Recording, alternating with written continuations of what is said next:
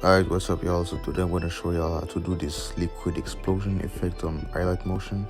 This effect is a little bit tricky, but if you stay with me, you'll be able to do it.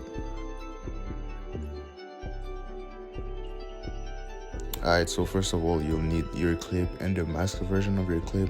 If you don't know how to mask, I have some tutorials on the subject. And once you have that, mark the part where you want the explosion to start. It'll be there for me. After that, you'll have to duplicate the layer of your masked subject, just like this. And you'll select the inferior layer and you'll put it in a group. Now you'll have to select the layer, add a new effect, go on repeat and radial repeat.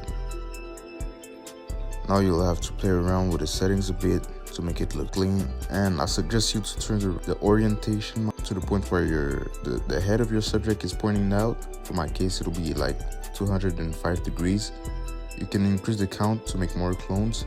And now you'll go back, go to move and transform, and go where you put it your timestamp and scale it all the way down just beyond the back of the subject. So to do this, I added 2 keyframes, one when it's scaled down and one when it's like exploding. So the first keyframe will be where it's really small and behind his back. And as you can see, I also put it my keyframes for the arrows to make it move behind the back accurately. So it's not only the scale option that I have to keyframe. And for the last keyframe, I'll just scale it all the way up so it can cover all the rest of the screen. And I'm also adding a graph with all that so it can be smoother.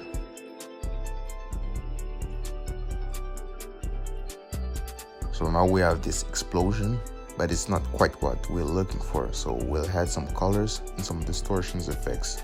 And by the way, you still can come back to your orientation to fix it according to the scale. Alright, so for the distortion, I'll go on distortion warp and fractal warp. My app is tweaking a little bit, but it's not too alarming. So all I did was put the octave at a low count, and for the magnitude, I'll place the 2 keyframes at the same place that I put my scale keyframes on. And don't touch the first keyframe, but at the second keyframe, you'll put the number of the magnitude really up so the distortion can be really crazy. On the screen, you can add a graph to make it all smoother and move better. So now as you can see, the distortion is not taking up all the screen. So you can go to move and transform, scale it up a little bit, and just do it until the clones cover up all the screen. So now for the colors, we'll add a new effect and click on U shift to make the color change. So now I'll just speed up this part because it's just me playing around with the colors and testing out things that I like. So here's how my colors turned out. So now we'll go back on the fractal warp and click on the position and add 2 keyframes.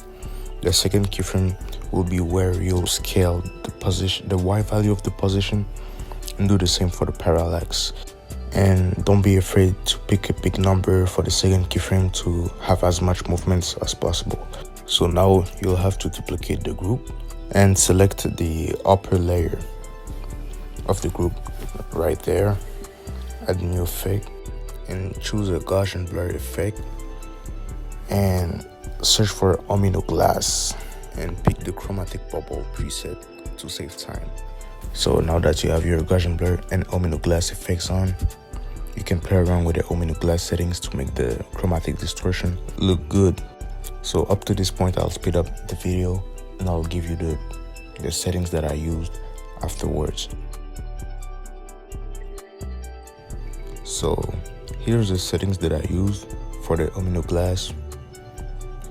If it's too fast for you, don't hesitate to pause the video and make screenshots. So yeah, here's how it is supposed to look, and it's not bad, but we still have a problem to fix. Right there behind his back, we still can see a little bit of the clones hiding. So I have a solution. So I'll pick up the layers and I'll add 2 keyframes for the opacity.